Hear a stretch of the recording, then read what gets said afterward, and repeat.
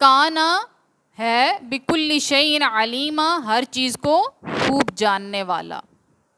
اب قربان جائیں اس پر، اللہ پاک نے کتنی خوبصورتی سے بیان کیا۔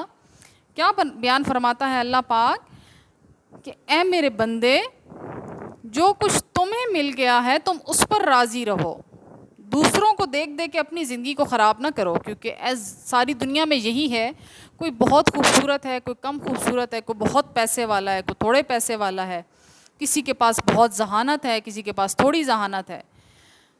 یہ اللہ پاک کی تقسیم ہے۔ ہمارا کام صرف اتنا ہے کہ جو رب نے دیا ہے اس پر شکر ادا کریں۔ ہمارا کام صرف اتنا ہے کہ جو رب نے عطا کیا ہے اس پر راضی رہیں۔ اللہ پاک فرماتا ہے کہ اس طرح کے جھمیلوں میں پڑھ کے اپنی زندگی خراب نہ کرو، بلکہ تم اپنی زندگی جو رب نے عطا کر دیا ہے اس کو خوشی خوشی گزارو۔